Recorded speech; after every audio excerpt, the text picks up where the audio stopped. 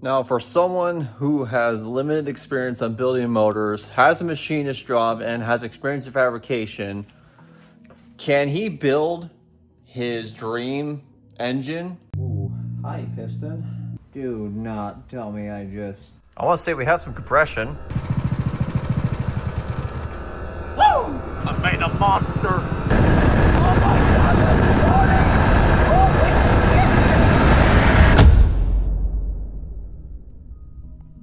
I guess we're gonna find out.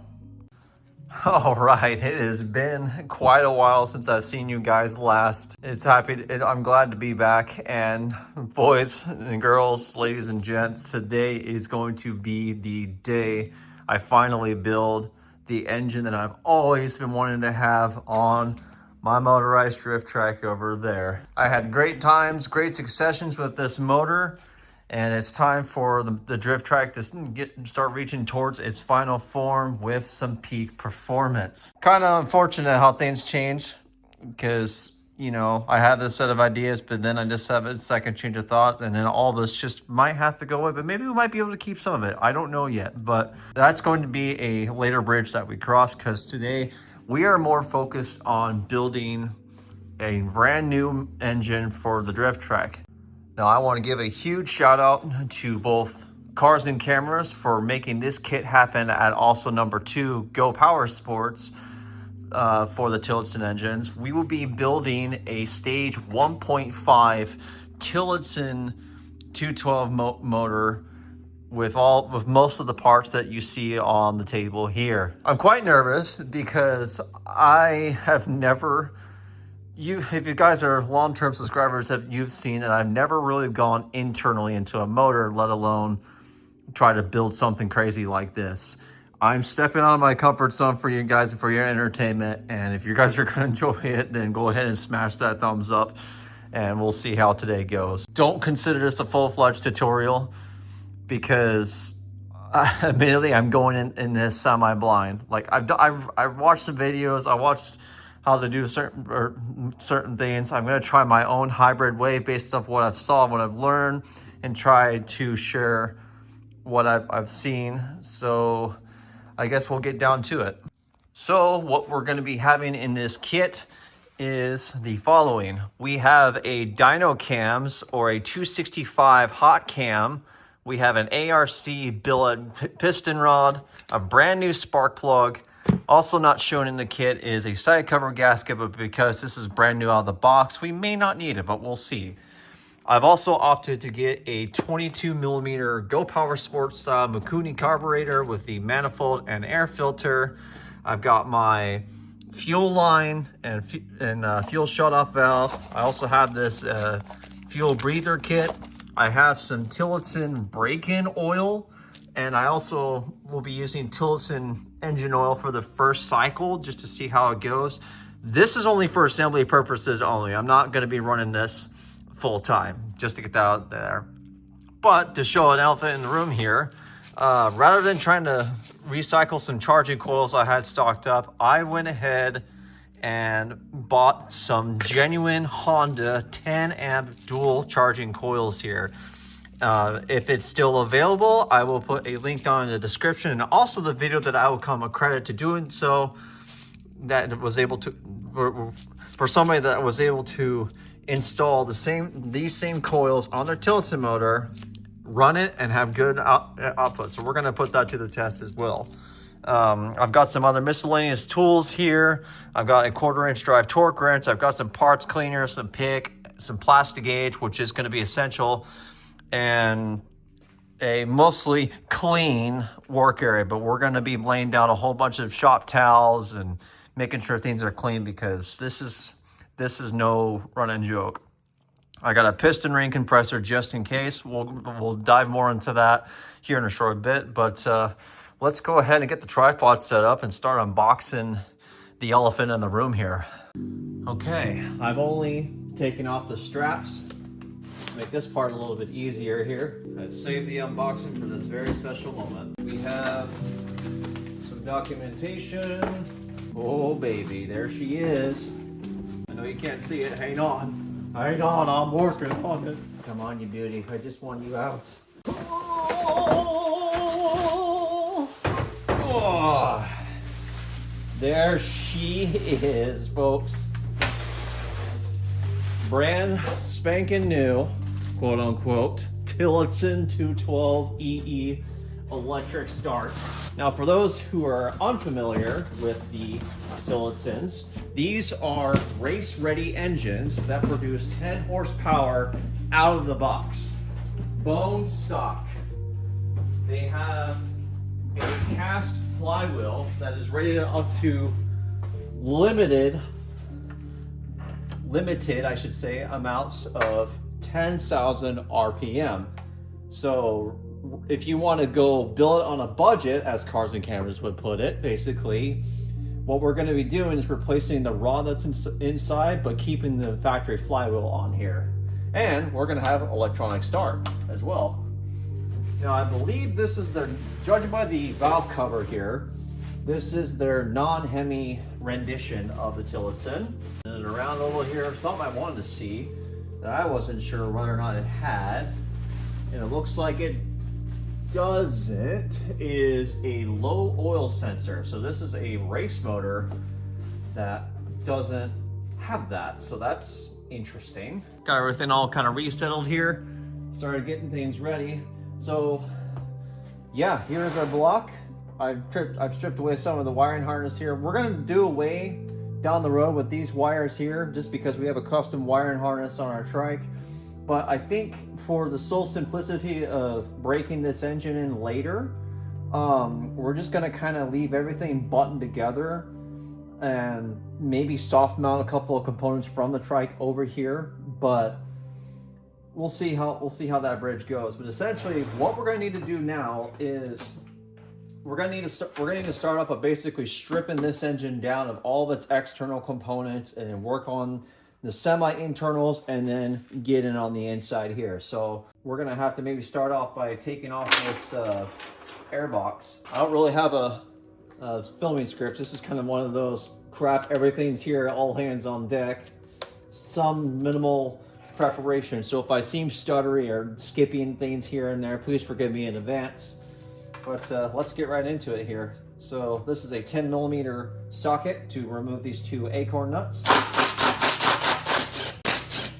One thing I will comment right off the bat with Tillotson motors is I love the attention to detail to some of the build quality that they have here. Try to keep things all nice and tucked away here. We're going to be doing away with this air vent cleaner here. So I went ahead and took off the air box. I cut the wire off of this emission BS, whatever it is, wherever I put it just now. That doesn't matter, we're not going to use it, we're not in California. I went ahead and also put on the first vent and breather tube. Might as well go ahead and do the second one here. Except it's a smaller one. Oh no, what will I ever do? We will reuse most likely the tube I just cut off then and shove it in the hole and adapt and overcome, make it work that way. So we'll just leave that be.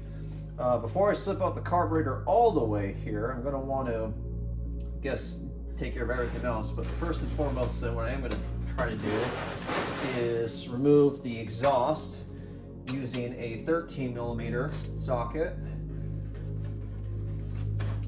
We're going to be basically reuse the street bike muffler that was from the Drift Trike as well, of course, with no baffle in it. Neighbors are going to love me for that one. We have a free exhaust with a gasket that just decided to tear itself just a little bit. That's just great. Or that could just be the coating. I will consider getting an exhaust gasket, but I think for now, don't do as I do, but we're going to run it. Get that guy out of the way. Okay. Next up, fuel tank. And also throttle linkage here very shortly, because I'm going to remove the governor on this one. I frowned it before because I wasn't fortunate as Cars and Cameras, who has a bunch of Predator engines and only to have just one of them blow in a short period of time or long period of time, whatever. Not as fortunate, but I don't want to have to repay the amount I did to build this engine, because that would be bad, which is also why I'm kind of nervous about this, because of the fear of bleeping up. Oh, that's another thing. That spark plug's gonna have to come out. Yeah, there we go. There she goes. I think this is gonna be teaching me a lot, whether it's for the good or for the bad. All right, fuel tank is off. I had the 8mm bolt in the back here that I loosened up, and then two 10mm nuts on the front here. Save those 10mm nuts because I'm going to show you a trick here in just a short bit regarding removing the studs off of the carburetor here. But now we've got full access to basically the block and our governor arm, which will help us get rid of our other bits here. Still nervous about doing this. I don't know why I'm so nervous about it. But all this is basically going away. I'm using a 10mm wrench to loosen this up. Hold on the interwebs. In order to help remove this governor arm, you're going to want to basically find a way to spread this guy open. I'm going to push on it, find out. Oh, there we go. I guess it came loose on its own. Yeah. That booger's gone. This thing's ready to go on its own. There is a clip here, and if I let that go, if I'm not mistaken, this governor arm's going to go bloop into the block. We can fish it out later, but we're just going to leave that be for a little bit. But now we have a factory throttle linkage and carburetor, and I think I'm going to set this up on a towel just because I want to treat my parts just with some care, he says as he puts his exhaust on his tools. So we'll just put that guy there. Shoot, we're here now. We're almost ready to go inside. I need to get rid of this clip, and I also need to get rid of these gaskets here. Oh, look at that machine finished. I need to keep my fingerprints off that. Okay. Boom. Okay, we're good. And just because I'm paranoid about the environment that I live in here, I am going to stuff so no other dirt and debris can get in there. It makes me feel better. Now, studs. Old school, or oldest trick in the book, basically. Save your nuts, pause, save your nuts from the fuel tank if you have the acorn style nuts from the intake here, or the air box. What I'm going to do here is I'm going to thread the first nut on with the flange facing outwards, and then I'm going to thread on the second nut with the flange facing inwards here, and I'm going to lock them down. Basically, you get another 10mm wrench, you'll tighten these down. I'm going to use my left hand here to loosen while trying to keep tight on the other one. And if I did this right, as I'm loosening this, the stud should come out with the bolt here, because they're using friction to keep things sandwiched together here. And once I get most of the resistance out of them, and I can start loosening this by hand, just about like that. I'm gonna loosen these nuts and then do it again on the other side. All right. Studs are out. I'm going to work on getting the flywheel out here shortly, but before I do that, I want to remove the spark plug so I can find top dead center for the sake of relieving pressure on the camshaft, and when we go to take off our push rods and lifters and all that stuff here. Oh, there we go. Oh, there she goes. I believe it's a 13/16 spark plug wrench, but if I'm right or wrong, I'll put a caption on screen now on what size spark plug this is, or what size socket the spark plug is. The stage 1.5 kit does come with a NGK style spark plug that should use the 5/8 spark plug that you're used to seeing. Okay, I've got the spark plug out. I can look in there and just kind of shine a light to see where the piston is, or if you want to find top dead center, what you're going to do is you're going to start rotating the assembly here, and then using your thumb to feel a little bit of compression release, like you'll feel like a on your, like you feel basically a doot on your thumb here. This is over exaggerating it, but you'll feel a little bit of air pushing on your thumb. When you find that, that's where you're really close to top dead center. So I'm gonna rotate.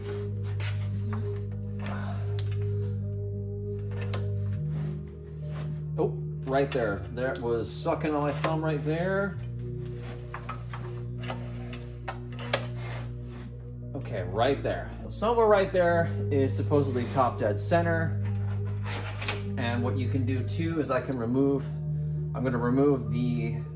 the pull starter cup, or I'm gonna remove the starter cover here and fine tune that position with the piston. Because basically we're looking for the piston to be all the way up on the cylinder head here, because what I'm gonna try doing is not removing the head, save that head gasket from re-decompressing itself, because it's more than likely pressurized together based on the given torque specs here. But given it's a new motor, we might be okay removing the head and reinserting the piston from the top, but we're gonna try not doing that. But if we have to, or we have an accident, I have the means to go the other way if I need to. Took the side cover off, and I found where A top dead center is right here. If I rotate the flywheel, and I can feel with my left hand here the elevation change of my screwdriver, I'm at about the top where this is going to be here. So let's get that guy out of the way, and we need to now break this guy loose. Okay, well, that might be a small problem. We're gonna need a little bit of leverage, and I think I got a breaker bar. No, I got my breaker bar actually.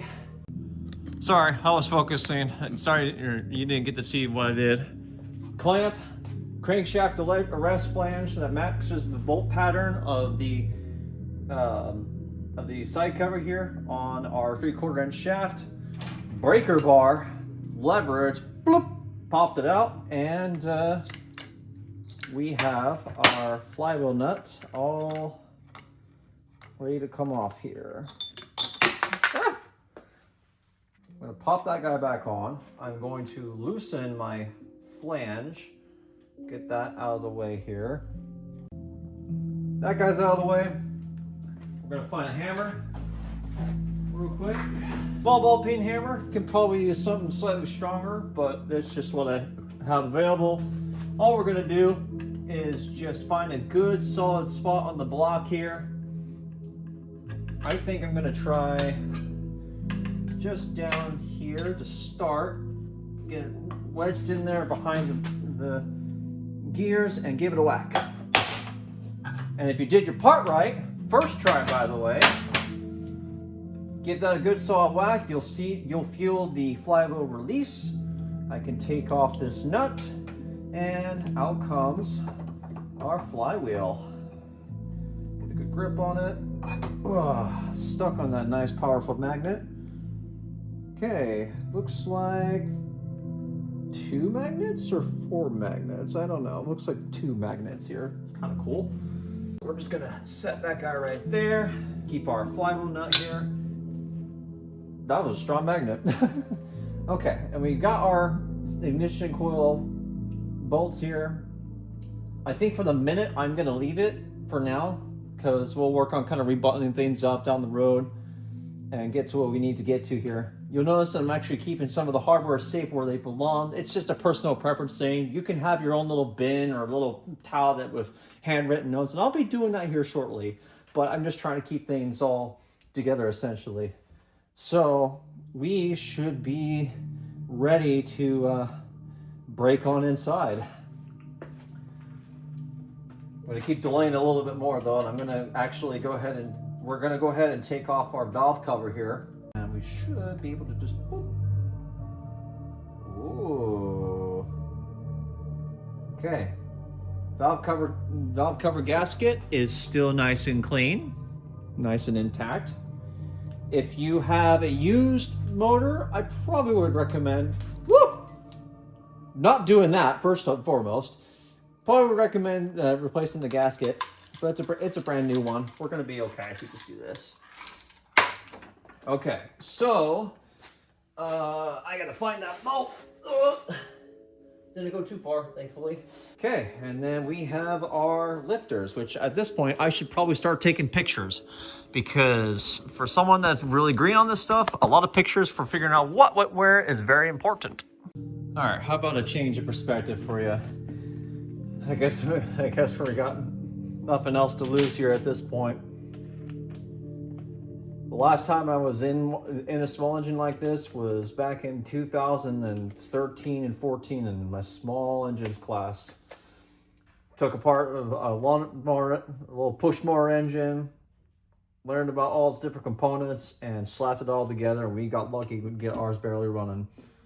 Okay, so now I'm going to take off all these side cover bolts here using a 10 millimeter. Maybe. Or not, because my darn impact gun is not strong enough. That's a little bit worrisome. I guess note to self, maybe don't invest in Black & Decker. So I just started breaking them loose with a wrench, clamped down on the table here, and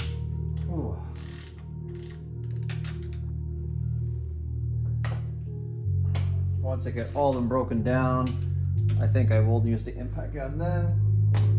Okay, try not to touch the valve train. Get that. There we go. Oh man, what?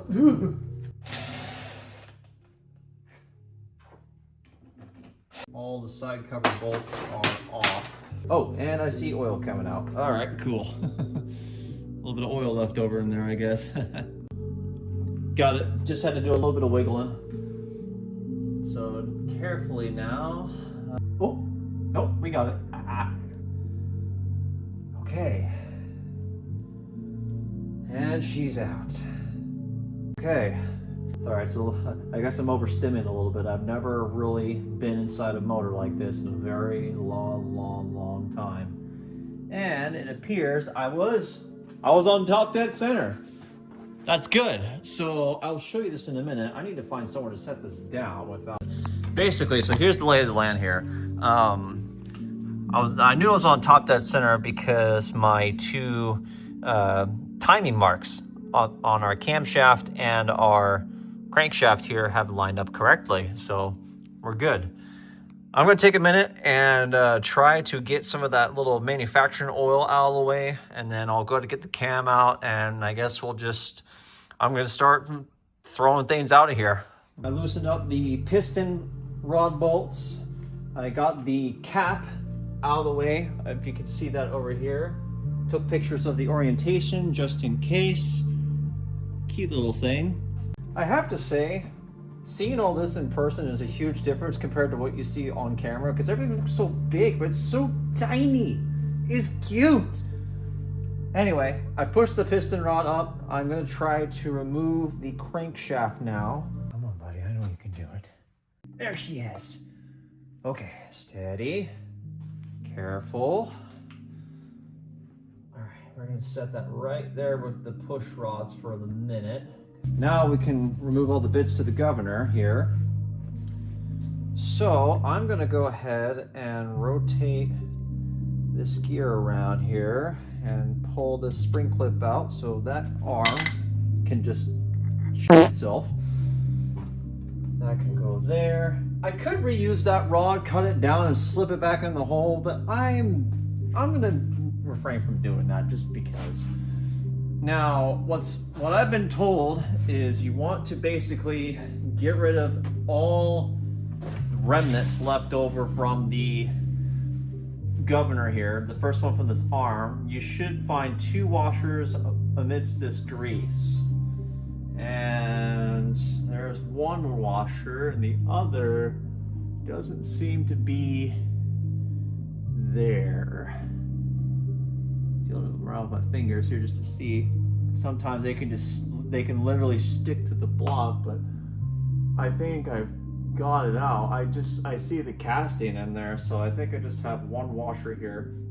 You know what? I'm thinking of both washers combined. There's a washer here from the governor arm, and then there's the washer, of course, from the governor gear.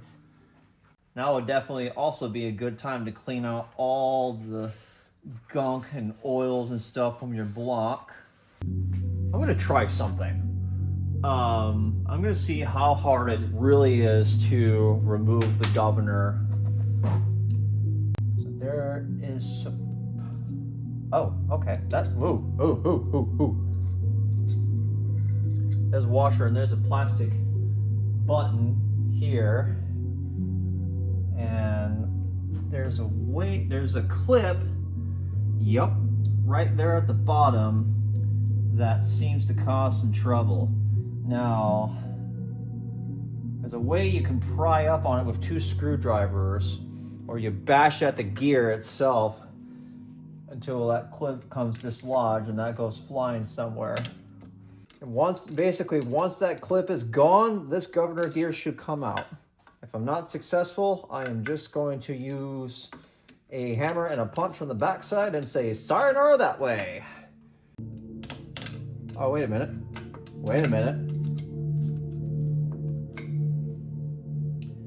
I think I got it. I don't know how I did it. I just kind of did it. All I'm basically doing is trying to pry around these metal and plastic parts here to see if I can break that clip loose. And once I can get it, in theory, I might just be able to pull it out. Oh, it's so close. Okay. This isn't that bad, actually. I got it! Ha-ha! Okay, we don't care about that clip. Actually, the viewers are going to care because they're going to wonder, what clip are you talking about? The camera can't, well, I guess the camera can do it justice, but basically this is at the base of the little ears that want to fling the governor gear out. But once that's out of the way, if I did my part correctly here, this guy should just pop right off. Woo, woo, woo! Your boy's first governor just got removed, baby. Let's go. And last but not least, this is a must to get out of there. There is a washer at the bottom of that pin that you definitely do not want to leave in there. So I got a magnet, and I'm just gonna pluck, get it, and we are out of there. That's 2 washers, and I didn't have to punch that guy out. I can just leave that pressed pin in there, all fine and dandy. And we're gonna pick you back up, because what I'm gonna do next is I'm going to go off camera. I'm going to set a towel in here to pick up all the shavings. And I'm going to tap this with a 1/4-20 tap. And then I'm going to put a bolt washer combo in here to plug up this hole. We'll see you guys in a bit. I got the bolt all tightened down on it. I pull out the paper towel, threw it away. Put some red thread rocker. I reused the washer that was from the governor gear on the inside and put the lock washer in the bolt, and then I tightened it down. If you're concerned about the thread engagement, don't be afraid to pop it up to about 5/16 or so. Just be ready to catch more shavings. I also cleaned the block with some brake clean and wiped it all. And now I'm going to try to pull this piston out without pulling the piston out. So I guess pull the rod out, pull the piston out. You don't want it to come out all the way, otherwise you're kind of SOL. And what I'm looking for here is the wrist pin to be mostly exposed. Ooh, hi piston. Right there. Okay, that's actually not bad. Now there is a clip. Okay, I see it. There's a clip in here that we need to get out of the way to be able to pull the wrist pin out. And for that, I bought a hook and pick set. Oh, okay, there we go. There's our clip, a little snap ring clip. Okay, got you. You can just go right there. I managed to get the wrist pin out of the piston. It's barely inside the bore, and I got really lucky. But it's one of those, there's other preferred methods. It comes down to personal preference and what you're comfortable with. So I also got the piston rod bolts all loosened up too as well with the paper towels and the vise. And then the instructions for the piston or for this assembly calls you to actually clean it of any dust or debris. So I got some brake clean here, and I'm just gonna douse it really quick. And then I'm gonna go ahead and set that aside because that's really cold on my hands. Holy crap. Thing to just kind of wipe it dry. Don't want to really affect the inside of the bore here. Now we're gonna go ahead and check our clearances here, just to be on the safe side. A few people don't, some people do. I'm gonna be one of those safe and sorry people and just do it anyway. And the first thing we need to actually check with our crankshaft is the diameter of the journal of the crank. And I'm measuring 1.182 one direction. If I rotate it, 7.7, rotate again, 7.8. So I'm within spec. And now we're gonna go ahead and take off these bolts. Oh, and I need to also put the bearings on the piston rod here.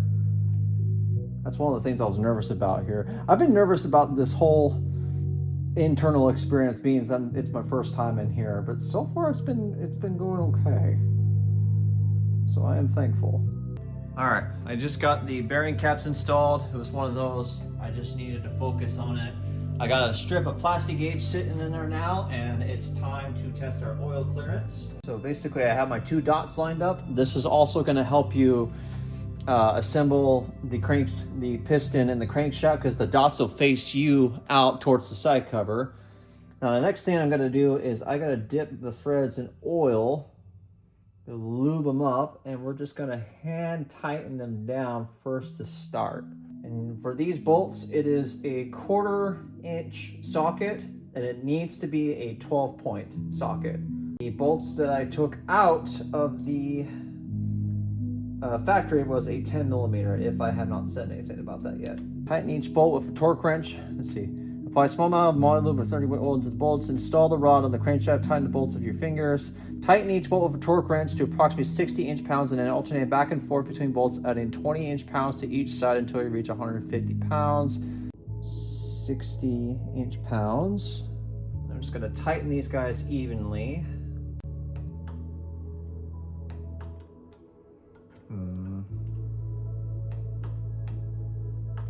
Alternate back and forth between bolts, adding 20 inch-pounds to each side until you reach 150. Okay, that's 80. Take it to 100. Inch-pounds doesn't go a really small way unless if this is this horrible freight torque wrench. I need to go to 120. And then 140. And then 150. Now we got to back it down to 100. And we take it back up to 170 once it's backed off.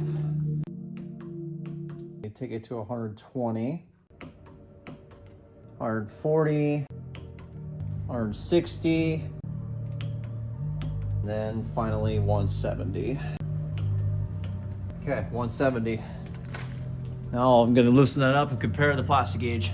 So the plastic gauge showed that my oil clearance was about 2 to 2.5 thousandths, which was within spec. I have got the rod all torqued into the block using the similar steps that you saw over there, and it's torqued to spec. It's really tight clearance. Rolled around a little bit and had some couple stiff spots. I didn't hear any bonking on between rod and bore, but I think it's just because the bore in here is dry. So I'm gonna be careful about rotating that so I don't scratch up anything else in here. But basically, that's done. That's one of the harder parts done. And now I'm just gonna have to focus on putting the camshaft on and putting this thing back up together. I'm gonna go ahead and install the lifters and the camshaft, which I actually need that next. Got the beautiful piece of machinery. Here is a comparison between new and old. Basically, big fat lobes for the intake and exhaust. So we're gonna go ahead and set our old cam aside. Slap this new puppy in. I'm gonna grab the lifters first, and I should have just left the oil out, so I gotta reinitiate my oil. Woo! That stuff is slick. Okay. Oh, I'm gonna also pay attention to which ones I grab. So that was the intake. Got a little oil on that bub. Grab the exhaust. A little dab of oil. The lifter in there. And then our new camshaft. Grab this guy. I'm gonna lather it in some oil as well. I'm gonna lube up all the journals, or basically our machine surfaces and our lobes. It's not gonna hurt anything to get it up on our thing there. And then I need to point. I'm gonna point the crank towards. And we're just gonna slide that cam in. I'm gonna lift up on this. Ooh. I got the timing dot pointed towards where the journal is gonna sit. Lifters are up and out of the way. Slap her on in, if she'll let me. Nope, I'm in, but I'm off by 1, 2. So we're 1, 2, 4 out. Rotate. There we go, that's better. We are timed, lifters are in. I think we're ready to get this, I think we're ready to get it all buttoned up. I think we're done on the inside there. Dip some oil.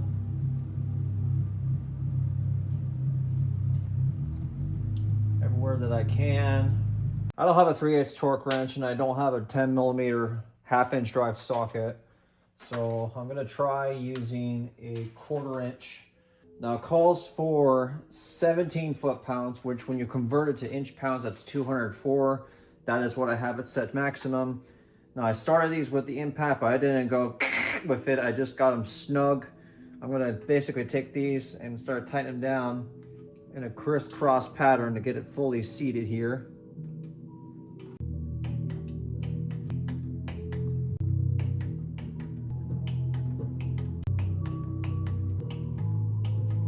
And I'm just going to make sure they're all torqued and going over them again.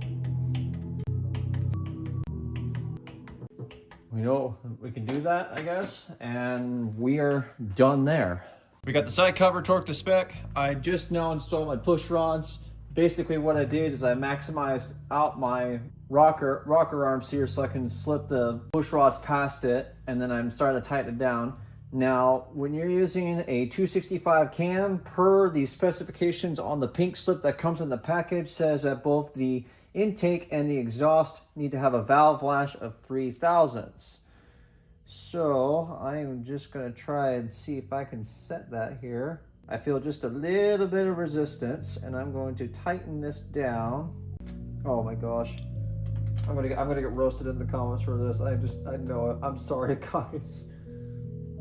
My good wrenches are at work. Alrighty. The valve cover is now bolted back on. I think we're about ready to pop on the flywheel here, but before we do that, we're gonna swap out the charging coil for the 10-amp one that I had. So I'm gonna go ahead and just take this off, 8mm socket. Now I have a free charging coil for another motor, or I can just take that and put that in the old 212 if I wanted to, but I mean what I have works, so. All right, found the bolts. I went ahead and fished the wires through the old thing here. So we're just gonna see how this wants to route. There's little dowel pins embedded in the coil that should help guide this in. I might need to give this a little love tap just to kind of get the dowel pins seated in there. Probably be better if you had a dead blow, but I'm doing very light taps. Now, as a little fail safe, what I'm gonna do is add some blue thread locker to these bolts so that way they don't come undone when this is turning at very high RPM because I fear that could happen. Ooh. What? Oh, don't tell me. Don't tell me. Do not tell me I just... Okay, I got good news, but I got bad news. So, good news is I didn't strip a bolt. I didn't snap it. Bad news is the only reason it did the behavior that it did, almost threw me into a panic attack, was that camera can't really focus in on it. But basically, I don't have enough thread to bite onto the threads inside the block, and it just catched and spat out and started to knurl this out just a little bit here.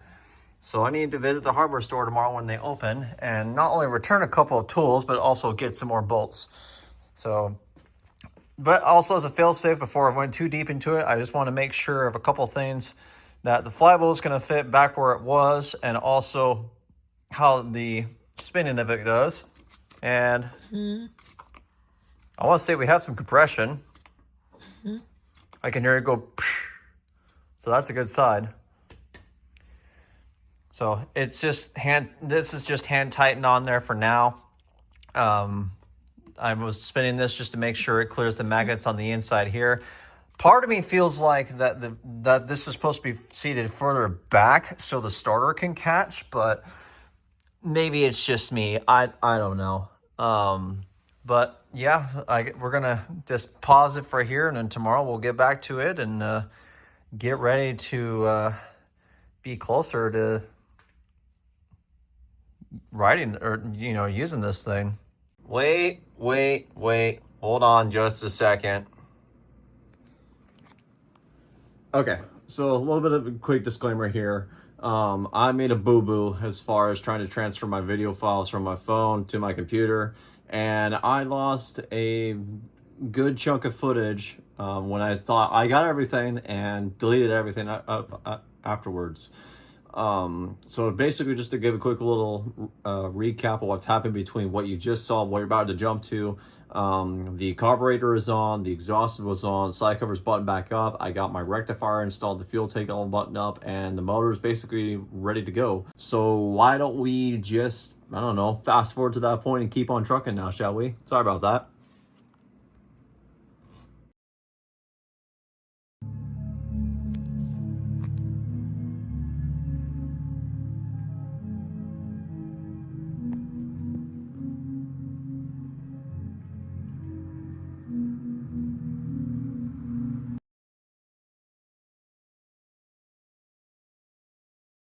Okay, moment of truth.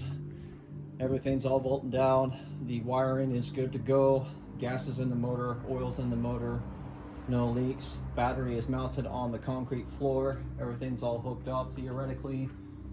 When I do this break-in, I'm gonna have to pull the throttle by hand until I can make something or reorder a different throttle cable. I have too much travel that won't work with my throttle body or my hand throttle.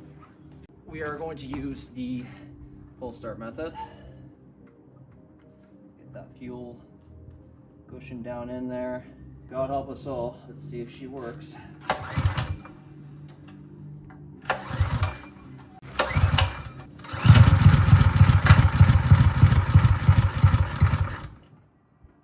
I don't know if that sounded right. We might have to abort this here in a second.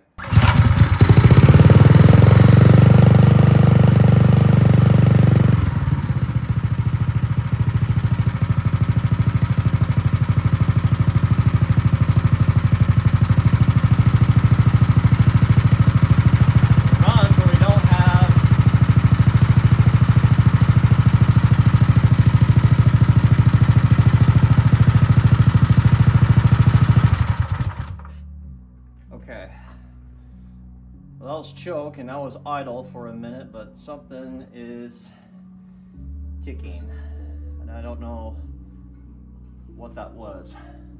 We don't have the signal from our tachometer here either, which I was going to be relying on that. I think the culprit was I had a little bit of Valvelash in the exhaust. I rechecked the Valvelash. reset it to 3 thousandths. I put a little bit of oil in the valve train, and my other culprit was not enough oil. It was bone dry. So I added the majority of the quart that I think it's supposed to. We're ready for another test. See how she does. And once again, God help us all.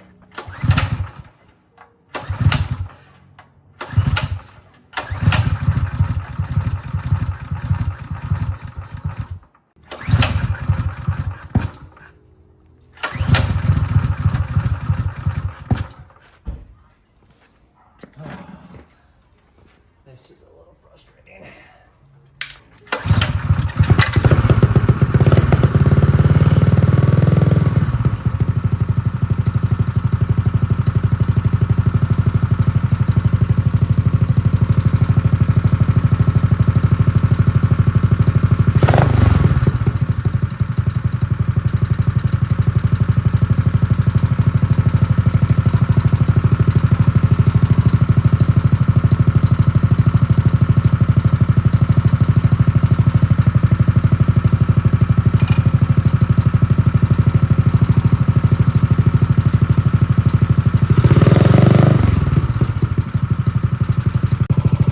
Well, I did what I can. I hate the full sentence. Maybe it's just, want to hope and pray it's just something rattling here. If it gets audibly worse, we're going to shut it off. But just going to try and do the break-in, I guess.